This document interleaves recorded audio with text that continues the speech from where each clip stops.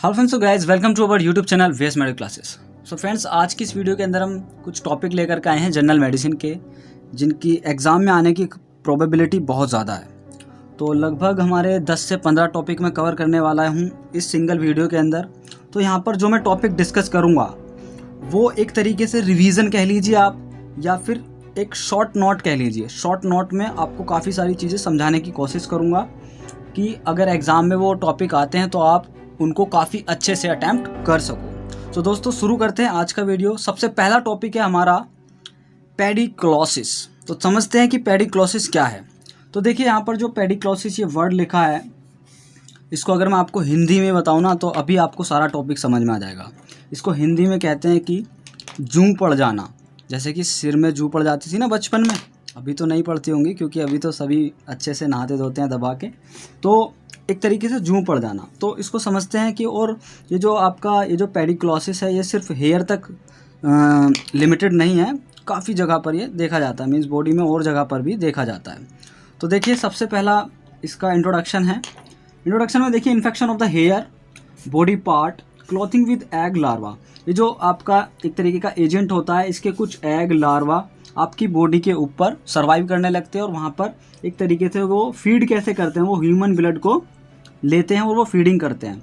तो जब वो वहाँ पर होते हैं बेसिकली, तो हमें किस किस तरीके के सिम्टम्स देखने को मिलते हैं। तो हमें उस पर पर्टिकुलर पार्ट पर ईचिंग होती है और हम वहाँ पर स्क्रैचिंग करने लगते हैं। तो जब हम वहाँ पर एक तरीके से खुजाने लगते हैं सिंपल भाषा में, तो वहाँ पर क्या हो जाता है, एक तरीके से छोटे छोटे वुंड हो जाते हैं। तो उन वुंड में हमारा सेकेंडरी इन्फेक्शन होने के चांसेस बन जाते हैं।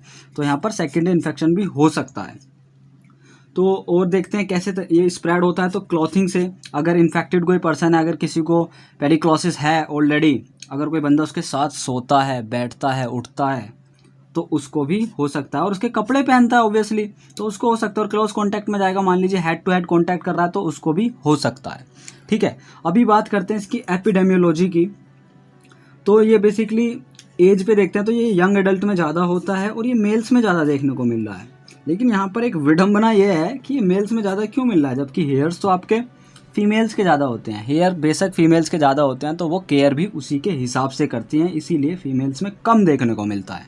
ठीक है, और अब हम समझ लेते हैं इसका इटियोलॉजी। तो इटियोलॉजी का मीन्स हम यहाँ पर बेसिकली एजेंट की बात करेंगे। तो यहाँ पर ये हमारा एजेंट है आपका थ्रस, एक तरीके से पिटीथ्रस क्यूबिस। मैं सही से प्रोनाउंस नहीं कर पा रहा हूँ इस वर्ड को, तो आप अपने हिसाब से देख लेना। इन्वेस्टिगेशन में देख लीजिए, इन्वेस्टिगेशन कैसे करेंगे। तो जहाँ पर ये पर्टिकुलर हमको ईचिंग हो रही है, स्क्रैचिंग हो रही है, तो वहाँ पर हम माइक्रोस्कोप से लेंस के थ्रू देख सकते हैं, बैक्टीरिया कल्चर कर सकते हैं। सीरोलॉजिकल में हम काफ़ी सारे टेस्टिस अलग से टेस्ट करा सकते हैं। और इसमें मीन्स यहाँ पर कुछ एसटीडीज डिसीज़ भी हो जाती हैं, कुछ एसटीडीज डिसीज़ में भी इस तरीके के सिम्टम देखने को मिलता है। तो ये वाला हम डिफरेंशियल डायग्नोसिस पर भी डाल सकते हैं। तो अब हम बात कर लेते हैं इसके ट्रीटमेंट की। तो गाइस ट्रीटमेंट बहुत ही ज़्यादा सिंपल है और आप सभी ने किया भी होगा अगर किसी को पेडिक्लोसिस हुआ था पहले। पेडिक्लोसिस बहुत ही कॉमन है, इसको ज़्यादा सीरियसली मत लेना, जूं सभी को पड़ी थी बचपन में, ठीक है ना। तो अभी देखिए ट्रीटमेंट क्या है। शैम्पूज़ वगैरह आप लगाओगे, कुछ ऐसी क्रीम आती हैं मेडिकली। देखिए जैसे कि आपका उनके अंदर रेंसिस एक मटेरियल होता है, रेंसिस एक केमिकल है जो कि होना चाहिए। तो एक आपकी क्रीम है आपकी पायरीथ्रिन्स और परमेथ्रिन। तो ये क्रीम्स आप यूज़ कर सकते हो पर्टिकुलर बॉडी पार्ट पर, हेयर पर, जहाँ पर भी आपको इस तरीके की प्रॉब्लम देखने को मिलती है। और इसका प्रिवेंशन गाइस एक ही है कि आपको हाइजीन रखना है और ऐसे लोगों से दूर रहना है जिनको पेडिक्लोसिस है। ठीक है, तो इस तरीके से हमारा एक छोटा सा टॉपिक कंप्लीट होता है। इंट्रोडक्शन हमने ले लिया, सब कुछ इसका हमने डिस्कस कर लिया सुपरफिशियल लेवल पर। अगर आपको डीप नॉलेज चाहिए तो आप किसी और वीडियो को देख सकते हो यूट्यूब पर, और भी बहुत सारी अच्छी वीडियोज़ हैं। अगर डिटेल नॉलेज चाहिए तो आप किसी और वीडियो को देख लीजिए। अगर एज अ रिवीजन सिर्फ आप थोड़ा थोड़ा जानना चाहते हो तो आप इस वीडियो पर बने रहिए, लास्ट तक हम लगभग 10 से 12 टॉपिक डिस्कस करने वाले हैं। ठीक है, तो सब अब करते हैं हम दूसरा topic discuss, that is taeniasis. So guys taeniasis क्या है। बेसिकली टीनियासिस एक ऐसा टैपवॉर्म इन्फेक्शन है जो कि आपके डाइजेस्टिव सिस्टम को अफेक्ट करता है। तो टीनियासिस क्या है, डाइजेस्टिव सिस्टम को अफेक्ट करने वाला टैपवॉर्म इन्फेक्शन। तो ये अब देखिए होता क्यों है, इसका कारण समझते हैं। तो इसका कारण देखिए, जो बीफ होता है और जो पोर्क होता है, इनका मीट यदि सही से नहीं पकाएंगे अंडर कुक्ड, सही से नहीं पकाया और उसको ईजिली खा लिया, उसके अंदर जो टैपवॉर्म के एग थे वो नहीं मरे, तो जो बंदा इसको खाएगा उसको ये हो जाएगा। तो सिंपल सा फंडा है कि भैया जो मीट खाते हैं अगर वो मीट को एक अच्छे टेम्परेचर पर सही से नहीं पकाएंगे तो उनको ये डिसीज़ होने के चांसेस हैं। इंडिया में लगभग 10 मिलियन से ज़्यादा पीपल अफेक्टेड हैं इस डिसीज़ से। अब हम बात कर लेते हैं इसके सिम्टम्स की। तो देखिए सिम्टम्स मोस्टली तो कोई सिम्टम्स नहीं आता है स्टार्टिंग में, लेकिन जब डिसीज़ बहुत ज़्यादा क्रॉनिक और सीवियर हो जाती है तो उस केस में सिम्टम्स देखने को मिलते हैं। तो सबसे पहला सिम्टम मिलता है आपको stomach pain, loss of appetite means भूख नहीं लगेगी उसको। जब उसको स्टोमक में पेन रहेगा तो भूख भी नहीं लगेगी, और जब भूख नहीं लगेगी तो उसका वेट लॉस होने लगेगा। वेट लॉस क्यों होने लगेगा? जब वो खाना ही नहीं खाएगा तो वेट कहाँ से गेन होगा, और जो ऑलरेडी है उसके पास फैट तो वो आपका यूज़ होता रहेगा और उसका वेट लॉस हो जाएगा। अब हम बात करते हैं टैपवॉर्म इन्फेक्शन जो है बेसिकली विजिबल होता है। ये जो इसके जो मीन्स ये जो टैपवॉर्म होता है ये आपका विजिबल होता है आपका। आप जब फेसेस जो रिमूव हो रहा है, जो वेस्ट प्रोडक्ट रिमूव हो रहा है, तो वहाँ के एनस से आप देख सकते हो, एनस पर, और फेसेस में भी आप इसको देख सकते हो बेसिकली। तो अब हम बात कर लेते हैं इसके ट्रीटमेंट की। तो देखिए ट्रीटमेंट में क्या है, सबसे पहले आपको प्रिवेंशन करना है कि भाई जो मीट आप ले रहे हो, जैसे कि मैंने स्टार्टिंग में बता दिया, उसको एक सेफ़ टेम्परेचर पर आप पकाओगे, अच्छे से कुक करोगे, तभी वो नहीं होगा इस तरीके का इन्फेक्शन। तो जितने भी लोग मीट खाने वाले हैं ना, this is my request to all of you कि इस पर ध्यान दें एक अच्छे टेम्परेचर पर, ठीक है। अब हम बात करते हैं मेडिकेशन की। सो मेडिकेशन में कुछ ड्रग्स चलती हैं, बेसिकली एंटी पैरासाइटिक ड्रग्स चलती हैं। तो उसमें आप देख लिए एल्बेंडाजोल एक ड्रग है, 400 मिलीग्राम ओडी देना है 3 दिन, ठीक है। ये जो डोज है ना ये डिफ़र कर सकती है, देखो एज ऑफ द पेशेंट्स के हिसाब से है ना, और सीवियरिटी ऑफ द पेशेंट के हिसाब से। तो बस अभी आप मेनली एल्बेंडाजोल नाम याद रख सकते हो, और इसमें आपकी बेसिकली स्टेरॉइड्स वगैरह भी चलती हैं इन्फ्लामेशन वगैरह को कम करने के लिए। सो इस तरीके से हमने अभी 2 टॉपिक कंप्लीट कर लिए हैं। अब हम बात करते हैं नेक्स्ट टॉपिक के, दैट इज़ पल्मोनरी एम्बोलिज्म। तो ये है हमारा 3rd टॉपिक। सो देखिए पल्मोनरी एम्बोलिज्म जो है इसको समझते हैं, बेसिकली बहुत ही ज़्यादा सिंपल टॉपिक है ये। सो देखिए पल्मोनरी एम्बोलिज्म क्या होता है, basically 1 or more arteries in the lungs become blocked by blood clot। Means जो आपके लंग्स हैं, बस एक लंग्स बनाएंगे हम यहाँ पर आपको समझाने के लिए, ठीक है ना। तो ये लंग्स हैं आपके, ये इस तरीके से डिवाइड हो जाते हैं। तो लंग्स के अंदर काफ़ी सारी ब्लड वेसल्स भी होती हैं। मान लीजिए अब ये एक ब्लड वेसल्स है, इसी तरीके से इसके आसपास बहुत सारी ब्लड वेसल्स होंगी लंग्स के अंदर। तो जब उस आर्टरी के अंदर, है ना, उस आर्टरी के अंदर कोई ब्लड का क्लॉट हो, मीन्स जैसे कि अगर ये इससे टच है, इसकी वॉल से टच है तो ये थ्रोम्बस है, लेकिन अगर अब यही मूव करके ऐसे आ जाएगा तो ये बन जाएगा आपका एम्बोलाई, और अब ये बड़ा होता होता यहाँ पर फंस जाएगा, है ना। तो इस तरीके से आपका ब्लड क्लॉट जमा हो जाता है किसी आर्टरी के अंदर। तो यही आर्टरी यदि आपकी पल्मोनरी में है, मीन्स रेस्पिरेटरी ट्रैक्ट में है, लंग्स के अंदर है, तो उसको कहते हैं पल्मोनरी एम्बोलिज्म। मीन्स एम्बोलिज्म जो है वो आपका पल्मोनरी में है, ठीक है ना। अब इसके कुछ कारण समझ लेते हैं। देखिए कारण में क्या है, आपका डीवीटी बहुत ज़्यादा कॉमन है ना, डीप वेन थ्रोम्बोसिस। तो इसके ऊपर तो हमारा ऑलरेडी वीडियो है, आपने देखा भी होगा ऑफकोर्स। अगर नहीं देखा तो आप डिस्क्रिप्शन से लिंक लीजिए या फिर सर्च कीजिए direct DVT by VS medical classes, तो आपको सबसे ऊपर हमारा वीडियो मिलेगा और आप वहाँ से डिटेल नॉलेज ले सकते हो डीवीटी के बारे में। लेकिन मैं यहाँ पर आपको थोड़ा सा बता देता हूँ डीवीटी क्या होता है। बेसिकली डीप वेन थ्रोम्बोसिस, जो वेन्स होती हैं उनके अंदर थ्रोम्बोसिस बन जाता है। जैसे कि मैंने अभी यहाँ पर बताया कि मान लीजिए ये कोई वेन है, इसके अंदर यहाँ पर थ्रोम्बोसिस ये बना हुआ है, और जब ये थ्रोम्बस रिमूव होगा यहाँ से ऐसे टूटेगा तो ये बन जाएगा एम्बोलाई। अब ये एम्बोलाई आपका वीनस रिटर्न के थ्रू हार्ट में पहुँचेगा, हार्ट से पहुँच करके ये आपका लंग्स में पहुँच जाएगा, और लंग्स में किसी आर्टरी में फंस सकता है। हो सकता है कि अगर ज़्यादा बड़ा साइज है तो ये आपका हार्ट में भी फंस जाएगा, तब हम उसको कार्डियक एम्बोलिज्म कह देंगे, है ना। तो बहुत ही ज़्यादा सिंपल है ये टॉपिक। अब हम बात करते हैं इसके कुछ सिम्टम्स की। तो देखिए अगर पल्मोनरी में कोई दिक्कत आई है इस तरीके की तो क्या क्या सिम्टम्स देखने को मिलेंगे। तो सबसे ज़्यादा आपका मिलता है शॉर्टनेस ऑफ ब्रीथ, उसके बाद मिलता है आपका चेस्ट पेन एंड देन कफ। तो ये कुछ सिम्टम्स आपको देखने को मिलते हैं, और इसके साथ साथ कुछ और सिम्टम देखने को मिलते हैं, जैसे कि आपका हेडेक है। अब देखिए ये जो पल्मोनरी सिस्टम है ना, जो रेस्पिरेटरी सिस्टम है, जब ये आपका सही से काम नहीं करता है ना, तो ऑक्सीजन का जो लेवल है वो लो हो जाता है बॉडी के अंदर। तो उससे रिलेटेड और सारी चीज़ें देखने को मिलेंगी आपको। इसके साथ साथ आपका जो हार्ट रेट है वो बढ़ जाता है। हार्ट रेट बढ़ेगा आपका। रेस्पिरेटरी में आपकी और सारी चीज़ें देखने को मिलेंगी। मीन जो हार्ट रेट आपका, सॉरी हार्ट रेट यहाँ हो गया। रेस्पिरेटरी में आपका फास्ट ब्रीथिंग देखने को मिलती है। जो ब्रीथिंग है वो बढ़ जाती है बंदे की, या तो शॉर्टनेस ऑफ ब्रीथ हो जाएगा। और हमने स्टार्टिंग में बता दिया था कि उसको कफ हो सकता है। सो इस तरीके से ये हमने सिम्टम्स कवर किए। अब हम बात कर लेते हैं इसके ट्रीटमेंट की। सो देखिए ट्रीटमेंट में क्या है, बहुत ही ज़्यादा सिंपल ट्रीटमेंट है इसका। अब देखिए जो एम्बोलिज्म आया है ना, मैंने बोल तो दिया यार सिंपल है, असल में मैं पढ़ने के उससे सिंपल कह रहा था, बट इस कंडीशन को ट्रीट करना वाकई में एक टास्क है ना। तो मेडिसिन जो है एक चैलेंजिंग होती है।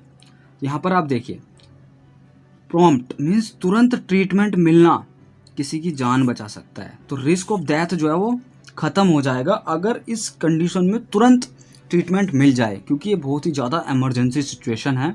इसमें पर्सन की जान जा सकती है। It is a life threatening condition. ठीक है, अब हम बात कर लेते हैं कुछ ड्रग्स की। सो देखिए यहाँ पर कुछ ड्रग्स हैं, जैसे कि आपका ब्लड थिनर्स, मीन्स ऐसी ड्रग जो आपके ब्लड को पतला करती हैं। कुछ स्टेटिन्स होती हैं, इसमें कुछ एस्प्रिन वगैरह, हेपेरिन वगैरह देते हैं हम, जिससे कि आपका जो ब्लड है वो पतला होता है और वो जो एम्बोलिज्म बना हुआ है वो भी आपका ब्रेक होने लगता है धीरे धीरे। ठीक है, उसके साथ साथ कुछ एंटीकोगुलेंट्स भी हम देते हैं। और कंप्रेशन स्टॉकिंग, ये जो है ना, ये एक तरीके से प्रिवेंशन के लिए है कि जो डीवीटी का पेशेंट है तो उसको आप कंप्रेशन स्टॉकिंग पहना करके रखिए, उसमें एम्बोलिज्म बनने के चांसेस बहुत कम हो जाते हैं। सो गाइज इस तरीके से हमारा पल्मोनरी एम्बोलिज्म कंप्लीट होता है। अब हम बात कर लेते हैं प्लूरिसी की। ये नाम देखो दो तरीके से आ सकता है आपके पास एग्ज़ाम में। प्लूरिसी और प्लूराइटिस एक ही कंडीशन है। घुमाने के लिए वो ये भी दे सकता है और ये भी दे सकता है। ये देगा तो आप पहचान लोगे, ये देगा तो घूमोगे। तो इसलिए अभी जान लो तो बाद में दिक्कत नहीं होगी। चलिए अब बात कर लेते हैं इसके इंट्रोडक्शन की। सो यहाँ पर देखिए जो कहा जा रहा है, जैसे कि जो हमारा लंग्स होता है उसके अंदर प्लूरा होती है। तो प्लूरा का अगर कोई भी इन्फेक्शन है, मीन्स सिंपल है, लंग टिश्यू का या फिर चेस्ट कैविटी के अंदर जो टिश्यूज़ हैं उनका इन्फ्लामेशन होना, दैट इज़ प्लूराइटिस। ओके, इसके कारण देखिए बहुत ही सिंपल है। इन्फेक्शन, कोई फ्लू वगैरह है, इन्फेक्शन है, निमोनिया है, इस तरीके का कोई भी बैक्टीरियल इन्फेक्शन या फिर वायरल इन्फेक्शन अगर होता है आपके लंग्स के अंदर तो वहाँ पर इन्फ्लामेशन हो जाता है। ठीक है, कुछ मेडिकेशंस ऐसी होती हैं, कुछ ड्रग्स ऐसी होती हैं जिनकी वजह से ये हो सकता है। अब हम बात कर लेते हैं इसके सिम्टम्स की। तो देखिए ये भी रेस्पिरेटरी से रिलेटेड कंडीशन है, तो इसमें सिम्टम समझते हैं कि सिम्टम क्या क्या आ सकते हैं बेसिकली। तो इसमें देखिए चेस्ट पेन होगा और कई बार ये ब्रीथिंग के दौरान बढ़ जाता है। जब सांस बंदा लेता है तेज तो उस दौरान ये चेस्ट पेन बढ़ जाता है। कुछ पेन एरिया हैं, जैसे कि बॉडी की साइड में जो चेस्ट की साइड होती है ना, वहाँ पर पेन बहुत ज़्यादा देखने को मिलता है। सेंटर चेस्ट पेन तो खैर कार्डियक के केस में मिलेगा, इसमें पूरी चेस्ट में साइड में पेन देखने को मिलता है। रेस्पिरेटरी में और देखिए क्या क्या मिलेगा, फास्ट ब्रीथिंग हो सकती है, शैलो ब्रीथिंग हो सकती है, शॉर्टनेस ऑफ ब्रीथ हो सकती है। तो इस तरीके के सिम्टम्स आपको देखने को मिलते हैं। इसके साथ साथ आपको कुछ और चीज़ें देखने को मिलेंगी कि उसको ड्राई कफ होगा बेसिकली, है ना। अब ये ड्राई कफ भी कंडीशन डिपेंड करता है कि आपका जो इन्फेक्शन हुआ है वो ऐसे एजेंट की वजह से हुआ है जो पस फॉर्मेशन करता है, या फिर ऐसे एजेंट की वजह से हुआ है जो पस फॉर्मेशन नहीं करता है। तो कफ आपका बेसिकली ड्राई है इसमें। और बंदे को देखो अगर इन्फेक्शन हुआ है तो फीवर भी होगा ऑब्वियसली। तो कुछ इस तरीके के सिम्टम्स को रिलेट करके समझना है हमको, है ना, ताकि लॉन्ग टर्म मेमोरी में जा सकें और हम अच्छे से एग्ज़ाम को अटैम्प्ट कर सकें। अभी यहाँ पर गोल सिर्फ यही है कि ये जो मैं टॉपिक आपको बता रहा हूँ इनके बारे में आप इतना जान लो कि अगर ये एग्ज़ाम में आते हैं तो आप काफ़ी अच्छे से इनको अटैम्प्ट कर सकते हो। एक ऐसी कंडीशन क्रिएट ना हो कि हाँ आप नाम सुनो और आप बौखला जाओ कि ये है क्या चीज़, है ना। तो उससे अभी बचना है। That is the only solution is that कि सभी टॉपिक के बारे में थोड़ा थोड़ा जान लो। ठीक है, अब हम बात करते हैं ट्रीटमेंट। तो ट्रीटमेंट में आपको NSAID देनी है बेसिकली, है ना, non steroidal anti inflammatory drugs आप दोगे क्योंकि इन्फ्लामेशन हुआ है। रेस्ट दोगे तो obviously this is a natural process of healing. Narcotics आप दोगे, उसके साथ साथ आप कुछ और मेडिकल प्रोसीजर कर सकते हो, जैसे कि रिमूवल ऑफ फ्लूइड। अगर वहाँ पर फ्लूइड भरा हुआ है तो उसको आप रिमूव कर सकते हो लंग्स के बीच में से, है ना। तो और बेसिकली जो इसको ट्रीट करते हैं वो होते हैं हमारे पल्मोनोलॉजिस्ट। तो इस तरीके से हमारा एक और टॉपिक कंप्लीट हो गया है। चलिए चलते हैं नेक्स्ट टॉपिक की तरफ। अरे ये तो हो गया था। अब बात कर लेते हैं अथेरोस्क्लेरोसिस, है ना। चलिए अथेरोस्क्लेरोसिस को देखते हैं बेसिकली। तो सबसे पहले इसका इंट्रोडक्शन देख लेते हैं। देखिए डेफिनेशन बड़ी अच्छी है इसकी। यहाँ पर हम एक डायग्राम बना लेते हैं अभी, इसके साथ साथ डेफिनेशन समझेंगे। यह है वेसल, आर्टरी, कुछ भी कह लीजिए इस तरीके से, बेसिकली आर्टरी ही कहेंगे क्योंकि डेफिनेशन के हिसाब से। चलिए स्टार्ट करते हैं।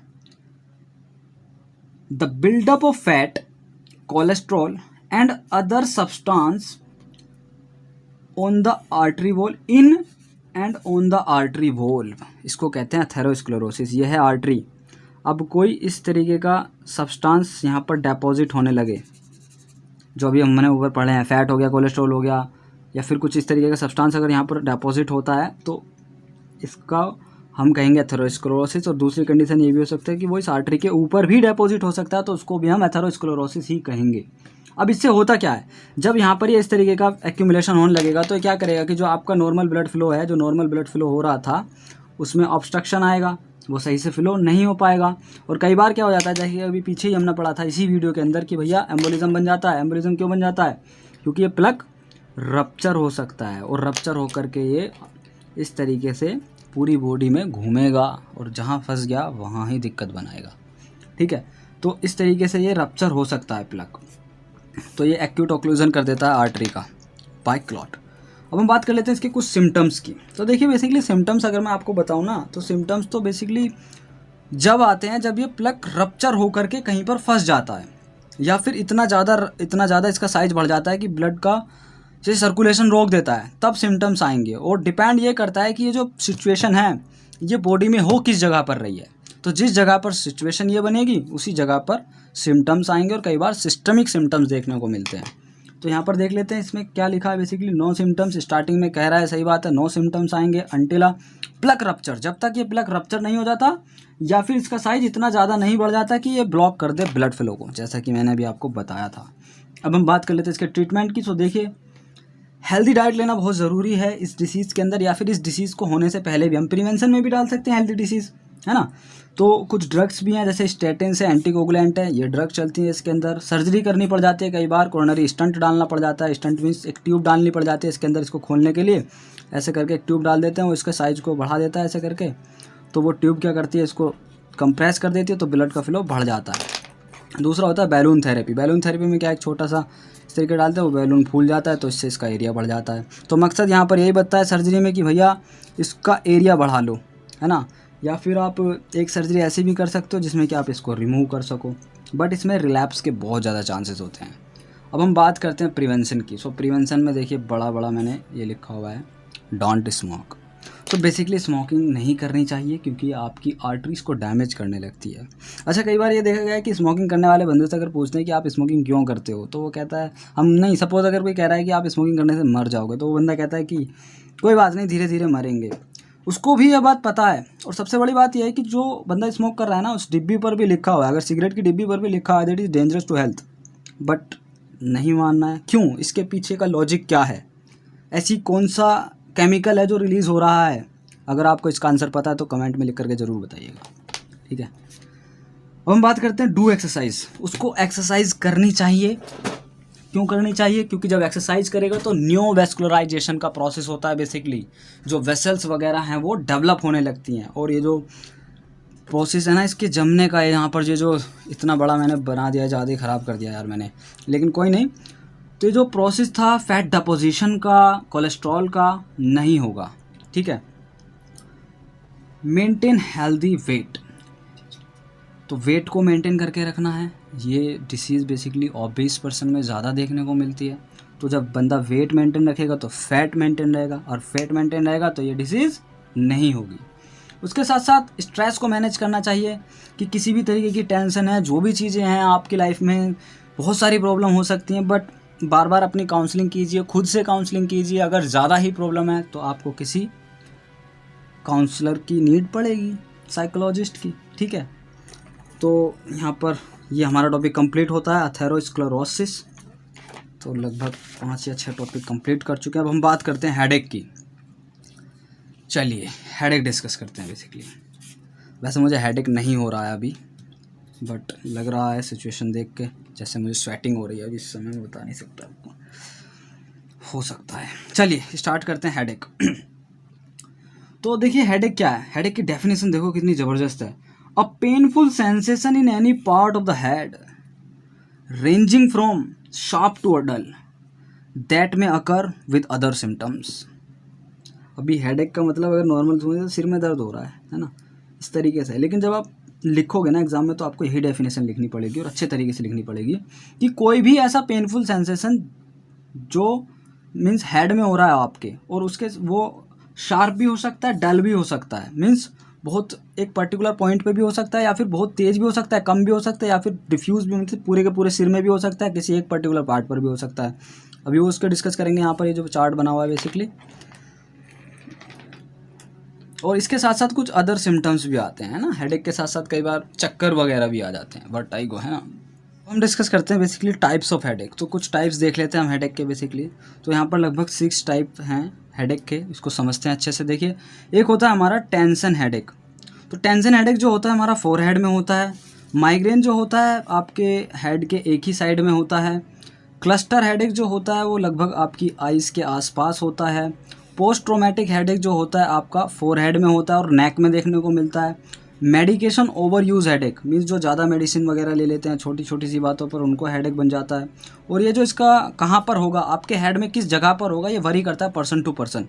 उसके बाद होता है साइनस हेडेक। साइनस हेडेक जो होता है ये आपका फोरहेड में होता है, चीक बोन में होता है, नेजल कैविटी में होता है बेसिकली। तो इस तरीके से 6 टाइप हमारे कंप्लीट होते हैं हेडेक के। अब हम बात कर लेते हैं इसके कारण की। तो देखिए, कारण जो है इसका वो ये है कि लैक ऑफ स्लीप। अगर कोई बंदा प्रॉपर स्लीप नहीं लेगा, सही से सोएगा नहीं, तो उसको हेडेक होने के बहुत ज़्यादा चांसेस हैं। और इसके साथ साथ यहाँ पर एक पॉइंट और मैं ऐड करना चाहूँगा, क्योंकि जैसे सो नहीं रहा है तो कहीं ना कहीं वो मोबाइल चला रहा है आजकल के समय में, तो यही कहेंगे मैक्सिमम चांसेस में। बहुत ही कम होते हैं कि जो पढ़ते हैं, बट एग्ज़ाम समय पर तो सभी पढ़ते हैं, जैसा कि आप भी अभी पढ़ रहे हो। लेकिन आपको हेडेक बन सकता है अगर आप ज़्यादा लंबी वीडियो देखोगे। खैर ये वीडियो भी हमारा ज़्यादा लंबा ही है, लेकिन देख सकते हो आप, इसको पॉज कर करके देखिए। मैं ये नहीं कह रहा कि पूरा वीडियो एक ही बार में देखिए, थोड़ा थोड़ा करके देखिए तो कवर हो जाएगा ये वीडियो बेसिकली। बस मकसद यहाँ पर ये बताना है कि स्क्रीनिंग से हेडेक होता है, ज़्यादा फ़ोन चलाने से भी हेडेक होता है, क्योंकि वो आपकी आइज़ के ऊपर अफेक्ट करता है। सो आइज़ से ही रिलेटेड है हेडेक आपका। देखिए अगला पॉइंट इसी से रिलेटेड है।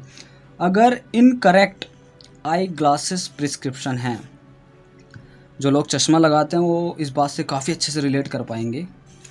अगर मान लीजिए डॉक्टर उनके चश्मे का नंबर चेंज कर देता है, कम या ज़्यादा कर देता है, तो उनको हेडेक होता है। स्ट्रेस होता है बंदे को, लाउड नॉइज़ से हेडेक हो जाता है, स्ट्रेस से भी हेडेक होता है, लाउड नॉइज़ से हेडेक होता है। टाइट हेड वियर मीन्स जो हेड वगैरह लगाते हैं वो टाइट करके बांध लिया हेड, तो उसको हेडेक हो सकता है। चलिए अब बात कर लेते हैं इसके ट्रीटमेंट की। सो यहाँ पर देखिए ट्रीटमेंट में क्या बताया गया बेसिकली, वॉच हेडेक ट्रिगर। ये एक फ्लो चार्ट से कुछ रिलेट करके ट्रीटमेंट बनाया गया है। यहाँ पर आपको ये देखना है कि हेडेक हो क्यों रहा है, जैसे कि कारण है, तो इनमें से जो भी कारण है हेडेक का उसको ट्रीट कीजिए। भाई लैक ऑफ स्लीप है तो अपनी स्लीप को सही करने के लिए देखिए कि आप क्या क्या कर सकते हो। मोबाइल को छोड़ दीजिए, है ना, मेडिटेशन कीजिए, योगा कीजिए, रिलैक्सेशन एक्सरसाइज कीजिए, तो नींद ठीक हो जाएगी।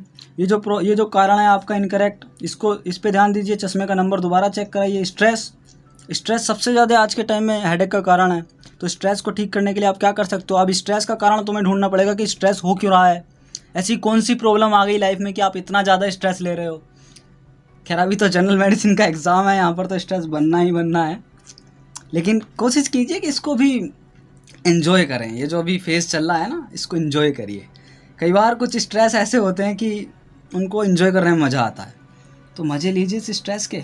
हालांकि ऐसा बोलना नहीं चाहिए क्योंकि एग्ज़ाम बड़ा दिक्कत करने वाला है ये, लेकिन कोई नहीं, एंजॉय करते हैं इस जर्नी को, मेहनत कीजिए दबा के। उसके बाद है हमारा लाउड नॉइज़। हाँ मैं बता चुका हूँ, बाकी चलिए ट्रीटमेंट की तरफ बात कर लेते हैं। हाँ ट्रीटमेंट ही तो चल रहा था हमारा, वॉच हेडेक ट्रिगर्स। तो हेडेक ट्रिगर से हम पूछे थे यहाँ पर, तो जितने भी ये ट्रिगर हैं इन सबको आपको देखना है, समझना है और इनका सॉल्यूशन करना है। तो देखिए, प्रैक्टिस गुड स्लीप हैबिट। तो स्लीप की जो हैबिट आपकी ख़राब हो चुकी है उसको ठीक करिए। लॉस एक्सेस वेट बढ़ रहा है बहुत ज़्यादा, उसको ठीक कीजिए। लूज़ एक्सेस वेट, अच्छा हाँ यहाँ पर कहा जा रहा है भाई लूज़ एक्सेस वेट, जो वेट ज़्यादा है ना उसको कम करना है। ठीक है, मुझे ऐसा लगा कि लूज़ हो रहा है वेट बहुत ज़्यादा, बट दोनों ही कारण आप समझिए। इसमें यहाँ पर दो बात कह सकते हैं, अगर किसी का वेट बहुत कम है तो उसको मेंटेन करें, अगर किसी का वेट बहुत ज़्यादा है तो उसको थोड़ा कम करके मेंटेन करें, तो दोनों ही बात हो सकती हैं। उसके बाद हमारा एक्सरसाइज करनी है डेली एंड प्रैक्टिस करना है योगा वगैरह, एनी अदर रिलैक्सेशन टेक्निक वगैरह आप कर सकते हो। उसके साथ साथ आपको जो माइग्रेन का जो कारण है उसको बहुत जल्दी से जल्दी ठीक कर लेना है, वरना वो बहुत ज़्यादा दिक्कत करता है आगे चल करके, वो बढ़ता ही रहता है। Don't over use pen medicine. ये नहीं कि थोड़ा सा ही दर्द हुआ दवाई ले आए जा करके, थोड़ा बॉडी को भी काम करने दो ना। जब इतनी स्ट्रांग बॉडी बनी है, इम्यून सिस्टम बना है, तो थोड़ा बहुत दर्द होता है तो नहीं जाना है, नहीं लेना है मेडिसिन। बट अगर नीड है तो आप ले सकते हो। उसके बाद जो मेडिकेशन, हाँ यहाँ पर बताया गया है कि हेडेक की अगर आप मेडिसिन ले रहे हो तो लगभग हफ्ते में सिर्फ 3 दिन लेने की कोशिश करो। सो गाइज इस तरीके से हमारा हेडेक भी कंप्लीट हो गया है। चलिए चलते हैं नेक्स्ट टॉपिक की तरफ। तो एथेरोस्क्लेरोसिस हो चुका है, अब हम बात करते हैं रेज्ड इंट्राक्रैनियल प्रेशर। अब पहले मैं यहाँ पर थोड़ा सा इंट्रोडक्शन दे देता हूँ, क्या है ये इंट्राक्रैनियल। मान लीजिए ब्रेन है आपका, स्कल है, स्कल के नीचे क्रेनियम से बना है ना, तो वहाँ पर टिश्यूज़ वगैरह होते हैं। तो उसके अंदर सीधा फंडा, अगर आपके ब्रेन का प्रेशर बढ़ रहा है, क्रेनियम के अंदर जो टिश्यूज़ वगैरह हैं, ब्रेन का प्रेशर अगर बढ़ता है तो उसको कहते हैं रेज्ड इंट्राक्रैनियल प्रेशर, शॉर्ट में कहते हैं इसको ICP। अब समझते हैं कि ब्रेन का प्रेशर क्यों बढ़ रहा है, इंट्राक्रैनियल क्यों बढ़ रहा है, या फिर इसकी डेफिनेशन क्या है। इंक्रीज इंट्राक्रैनियल प्रेशर इसलिए बढ़ता है, मान लीजिए आपके ब्रेन के अंदर कोई ब्लीडिंग हो गई, एन्यूरिज्म है, या फिर ब्रेन में कोई इन्फेक्शन हो गया है जो पस वगैरह फॉर्मेशन कर रहा है, ट्यूमर है, स्ट्रोक की कंडीशन है, अडीमा हो गया आपके सेरिब्रल टिश्यू में। तो इन सब केसेस में क्या होता है, मैक्सिमम केसेस में सेरिब्रल स्पाइनल फ्लूइड आपका बढ़ जाता है, या फिर वहाँ पर जो भी एक्जुडेट बन रहा है, जो भी इन्फ्लामेशन की वजह से वहाँ पर पस इकट्ठा हो रहा है बैक्टीरियल इन्फेक्शन वगैरह की वजह से, तो वो सब क्या करते हैं कि वहाँ पर जो फ्लूइड है उसको बढ़ा देते हैं। जब उसका अमाउंट बढ़ेगा तो सीधा सा फंडा यार, प्रेशर भी बढ़ेगा, है ना। तो ये बहुत ही ज़्यादा लाइफ थ्रेटनिंग कंडीशन है। देखो ब्रेन के अंदर का प्रेशर बढ़ना, भाई अगर हाइपर टेंशन है वहाँ तक थोड़ा ठीक समझ आता है कि हाँ भाई हो जाएगा कंट्रोल, लेकिन अगर ब्रेन के अंदर का प्रेशर बढ़ने लगे तो दिक्कत हो सकती है बहुत ज़्यादा। तो it is a life threatening. अब हम समझते हैं इसके सिम्टम्स। तो सिम्टम्स में सबसे पहले हम समझते हैं टेम्परेचर। देखिए कई बार क्या होता है इस कंडीशन में, आपका इन्फेक्शन की वजह से जो टेम्परेचर है वो बढ़ जाता है, एलिवेट कर जाता है ना। और इसके साथ साथ देखिए इंट्राक्रैनियल ब्लीडिंग वगैरह हो या फिर इन्फेक्शन हो, तो इन सब की वजह से आपका टेम्परेचर बढ़ जाता है। अब है आपका ओक्यूलर साइन, कि आपको आइज़ से रिलेटेड क्या क्या चीज़ें देखने को मिलती हैं। तो कई बार आइज़ का साइज बढ़ जाता है, रिएक्टिविटी बढ़ जाती है आइज़ की, बाइलेटरल वर्सेस यूनिलेटरल ये कंडीशन है। उसके बाद सडन फिक्स्ड, जो उसका प्यूपिल है ना वो अचानक से एकदम फिक्स हो जाता है, कई बार डायलेट हो जाता है ना। तो ये सब आपकी न्यूरोलॉजिकल एमरजेंसीज़ हैं। उसके साथ साथ देखिए जब ब्रेन के अंदर का प्रेशर बढ़ेगा, यहाँ पर एक डायग्राम से समझाने की कोशिश करते हैं। ब्रेन यहाँ पर इसमें इस तरीके से नीचे से स्पाइनल कॉर्ड वगैरह जाए, तो जब यहाँ इसके ब्रेन के अंदर प्रेशर बढ़ेगा, सारा प्रेशर फ्लूइड वगैरह ऐसे प्रेशर बढ़ाएंगे, तो यहाँ से जो इसके टिश्यूज़ वगैरह हैं वो सब इस तरीके से नीचे की तरफ प्रोट्रूड हो जाएंगे। तो जो प्रोट्रूशन है उसको यहाँ पर हर्निएशन है बेसिकली। तो ब्रेन टिश्यू जो हैं वो बाहर की तरफ निकलने लगेंगे आपके। अब देखते हैं ट्रीटमेंट। तो ट्रीटमेंट में यह है कि बेड एलिवेट करके रखना है, उसका जो सिर है ना उसको हल्का सा उठा करके रखना है ऊपर की तरफ, और उसकी नेक आपकी कंप्रेस नहीं होनी चाहिए। अगर नेक कंप्रेस हो जाएगी तो फ्लूइड जो है वो और ज़्यादा एक्यूमुलेशन होने लगेगा वहाँ पर, और ब्रेन को प्रॉपर ब्लड सप्लाई नहीं मिलेगी, जिसकी वजह से हाइपॉक्सिया हो सकता है उसको। अब देखिए इसके ट्रीटमेंट में ड्रग्स वगैरह में देखिए बेसिकली मैनिटोल चलता है। ये क्या करता है, एक तरीके से डायूरेटिक्स वगैरह आती हैं इसके अंदर, तो ये चलता है उसका, जिससे कि प्रेशर कम होता है, ब्लड प्रेशर वगैरह कम होता है, फ्लूइड बॉडी से बाहर ज़्यादा जाने लगता है, यूरिन आउटपुट बढ़ा देता है ये, तो जिससे पेशेंट को रिलीफ मिलता है। हाइपरटोनिक सेलाइन चलेगा बेसिकली, हाइपरटोनिक सेलाइन चलता है, बारबिट्रेट्स वगैरह चलेंगे, स्टेरॉइड चलना बहुत ज़रूरी है यहाँ पर, क्योंकि इन्फ्लामेशन हो रहा है। ये जितनी भी कंडीशन है मैक्सिमम अल्टीमेटली जाकर के इन्फ्लामेशन ही करते हैं, तो यहाँ पर स्टेरॉइड वगैरह चलता है आपका।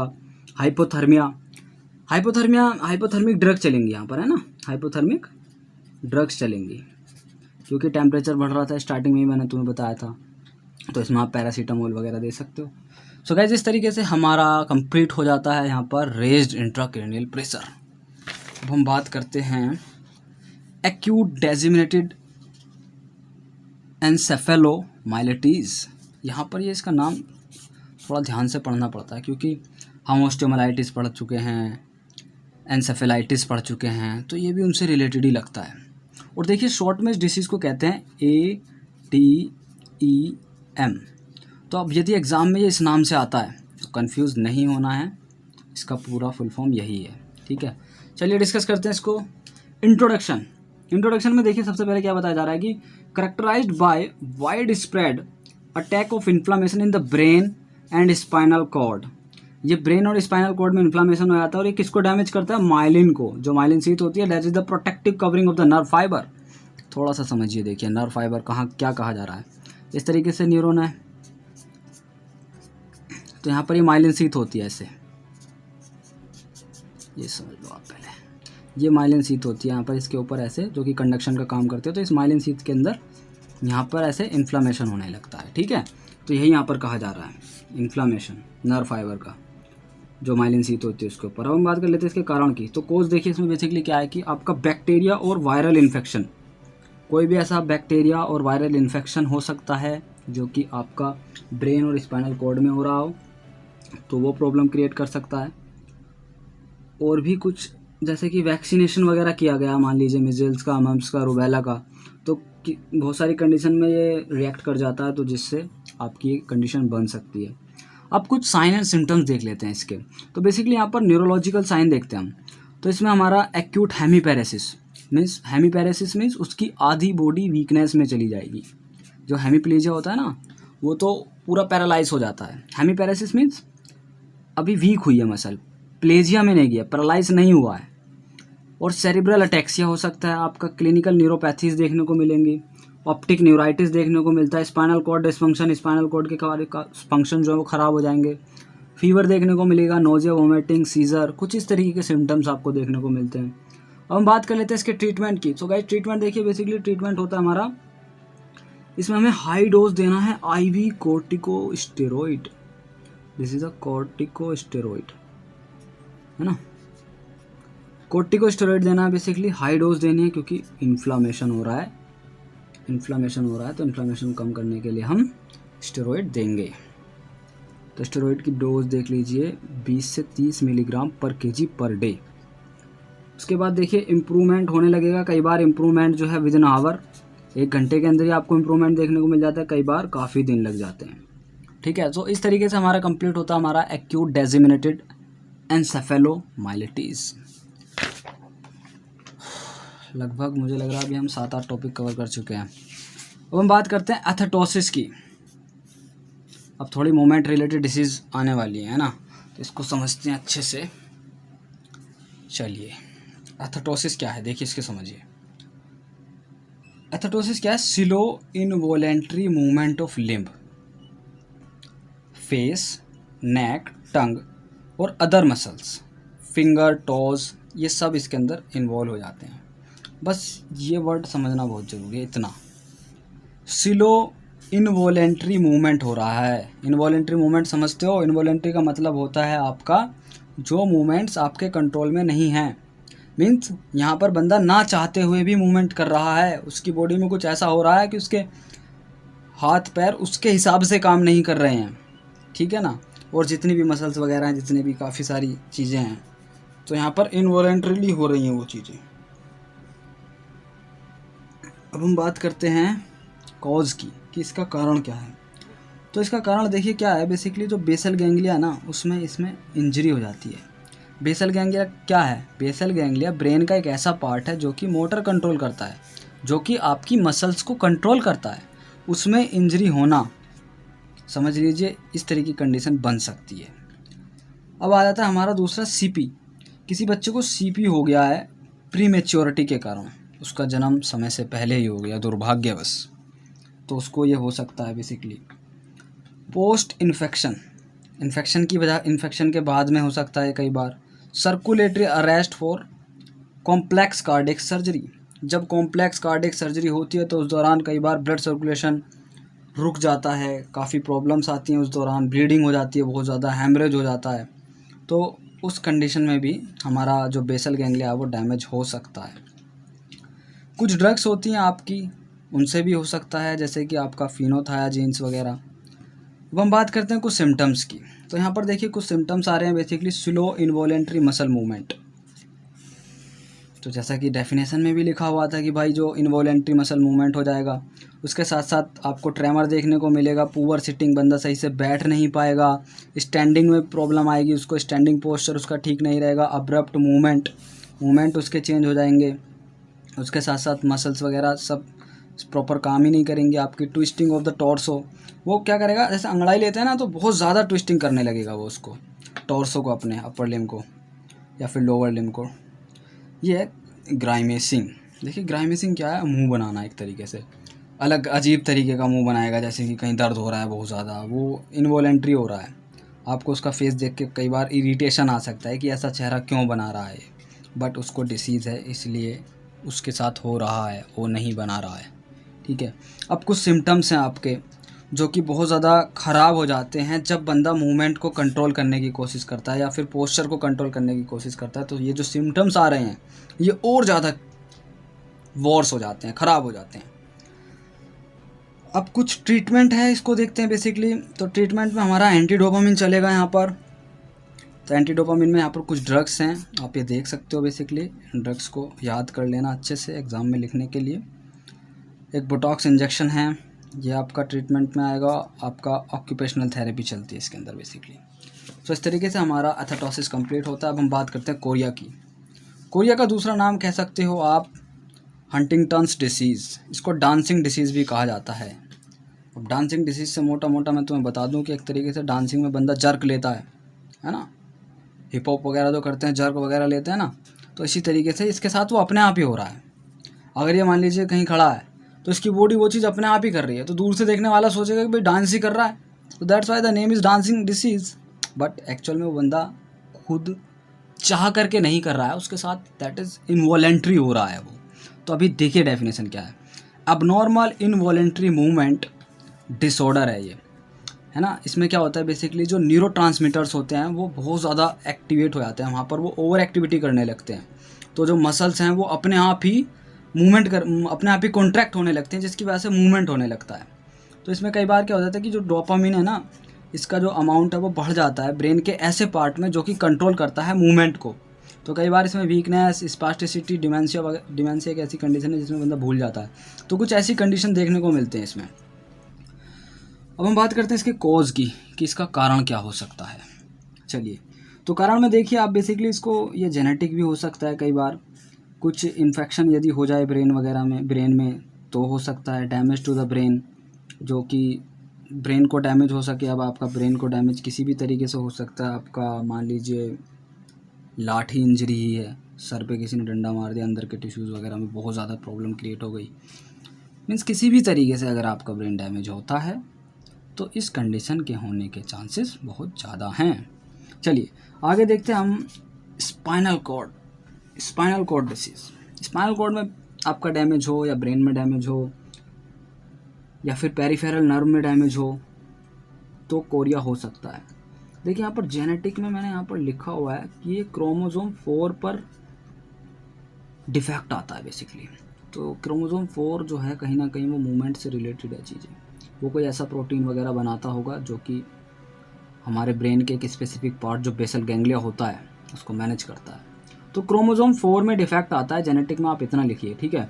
उसके बाद कुछ मेटाबॉलिक डिसीज़ होती हैं, उनसे हो सकता है स्ट्रोक हो गया आपका, वैस्कुलर डिसीज़ वगैरह, उनसे हो सकता है। कुछ स्पेसिफिक टॉक्सिन्स होते हैं जो आपके कोरिया करा सकते हैं। अब हम बात कर लेते हैं इसके साइन एंड सिम्टम्स की। तो साइन एंड सिम्टम्स देखिए बेसिकली क्या होता है। अनकंट्रोल्ड जर्की मूवमेंट, स्टार्टिंग में बात कर चुके थे डांसिंग के बारे में जब बात चल रही थी। तो अनकंट्रोल्ड जर्की मूवमेंट होगा। जर्की माने झटके लेने वाला, अनकंट्रोल्ड, उसके ही कंट्रोल में नहीं है तो उसकी बॉडी झटके लेगी जो कि उसके कंट्रोल में ही नहीं है। अब उसमें एक्सट्रीमिटी झटके ले सकती है, ट्रंक झटके ले सकता है, फेस हो गया, टंग हो गया, उसका जो गेट है ना, गेट पैटर्न भी उसका ख़राब हो जाएगा। अनकंट्रोल्ड पीरियड ऑफ एंगर, उसको खुद को नहीं पता कि उसे कब गुस्सा आ जाएगा।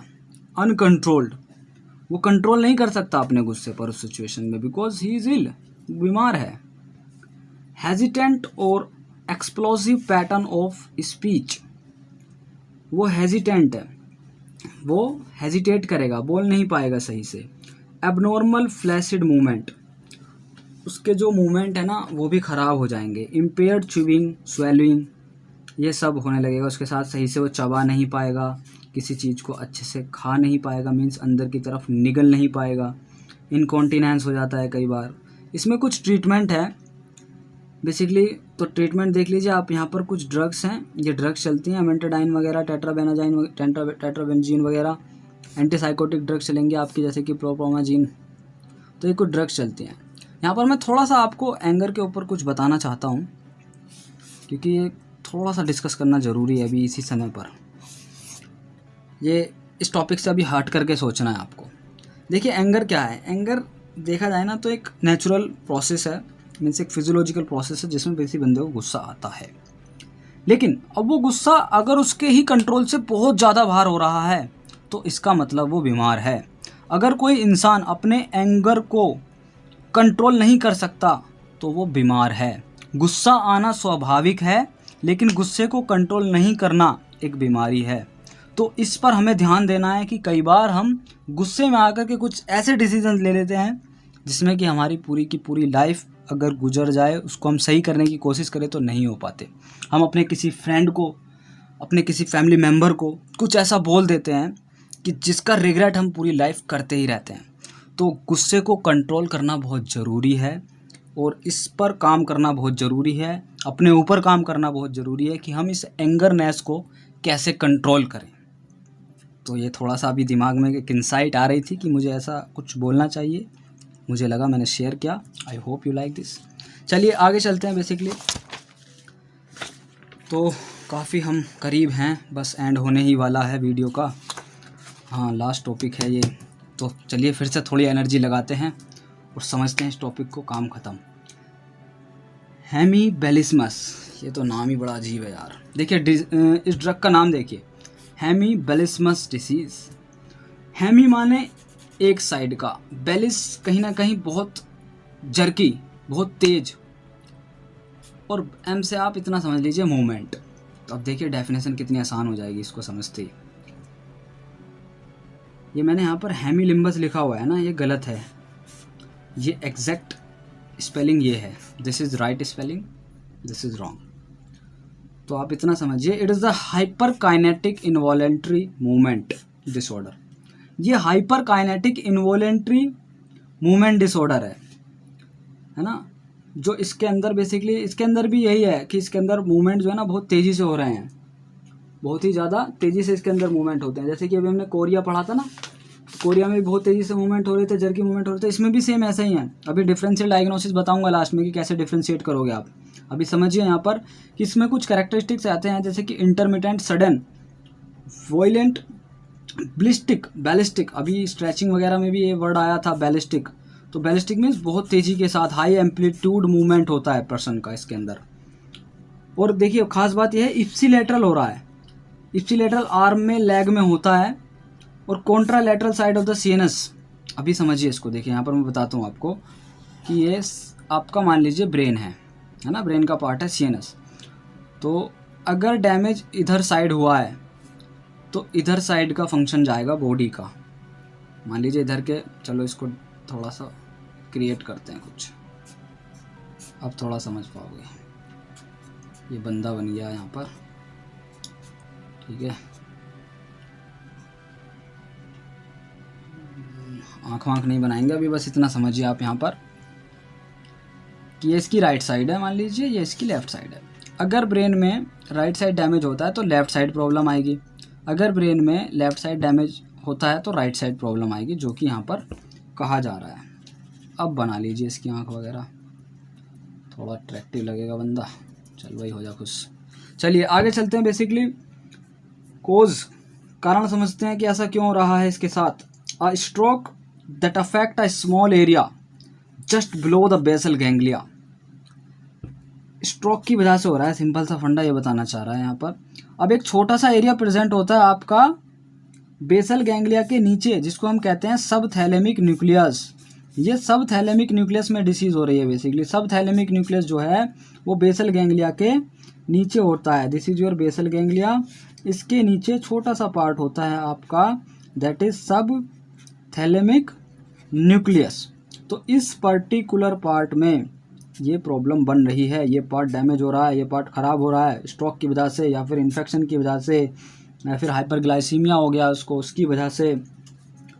SLE है पेशेंट को। ये सिस्टमिक लूपस एरिथमेटस डिसीज जो होती है ना, ये मल्टी सिस्टम है, ये मल्टी ऑर्गन्स के ऊपर अफेक्ट करती है, इसलिए ब्रेन तक पहुंच रही है। थायरोटॉक्सिकोसिस है, तो उस कंडीशन में भी देखने को मिलता है। अब हम बात कर लेते हैं इसके ट्रीटमेंट की। सो गाइस देखिए ट्रीटमेंट में क्या है, बेसिकली सिंपल, आपका एंटी डोपामिन ड्रग चलेंगी। अभी हमने पीछे ही बताया था एक टॉपिक के अंदर, तो वहाँ पर आप एंटी डोपामिन ड्रग वगैरह दोगे प्रॉपरली, है ना। कोरिया में एथेटोसिस में भी वही चलता है, तो एंटी डोपामिन ड्रग दोगे आप। उसके साथ साथ आप एंटी कन्वल्जेंट भी दोगे कि कहीं अगर पर्सन को आपका दौरा वगैरह पड़ रहा है, कन्वल्जन आ रहे हैं, तो आप उसमें भी दोगे ये बेसिकली। अब ये देखिए कितना ज़बरदस्त है, ITB थेरेपी, इंट्राथीकल बैक्लोफेन। जो थीकल सैक होता है ना आपका स्पाइनल कॉर्ड में, डायरेक्ट उसके अंदर ये ट्यूब मीन्स डायरेक्ट उसके अंदर ये ड्रग डाली जा रही है। कैथेटर लगा करके डालें या फिर डायरेक्ट इंजेक्शन के थ्रू डालें, तो इंट्राथीकल बैक्लोफेन को डाला जा रहा है। इसकी जो डोज है ये बहुत स्पेसिफिक है, देखिए 202.4 माइक्रोग्राम पर डे, ये डोज इसकी होती है स्पेशली। और यहाँ पर एक बोटोलियम टॉक्सिन्स भी दिया जाता है, क्योंकि वो मूवमेंट को कंट्रोल करने में एक बहुत बड़ा रोल प्ले करता है। सो गाइज़ इस तरीके से हमारा वीडियो कंप्लीट होता है। सो गाइज़ यदि ये वीडियो अच्छा लगा है तो प्लीज़ वीडियो को लाइक कीजिए, और यदि आप हमारे चैनल पर नए हो तो चैनल को सब्सक्राइब कीजिए, बेल आइकन को क्लिक कीजिए, तभी आपके पास नेक्स्ट नोटिफिकेशन आएगा। और हाँ यार, लास्ट में एक छोटी सी रिक्वेस्ट है, इस वीडियो को ना यार प्लीज़ शेयर कीजिए, क्योंकि अगर आप अभी इस वीडियो को शेयर करोगे ना, तो हो सकता है कि अगर किसी को नहीं पता था इस वीडियो के बारे में, तो उसको भी ये वीडियो मिल सकता है और वो भी इस वीडियो से बेनिफिट ले सकता है। ओके फ्रेंड्स, सो गाइज मिलते हैं किसी नेक्स्ट वीडियो में, तब तक के लिए bye bye, take care, all the best.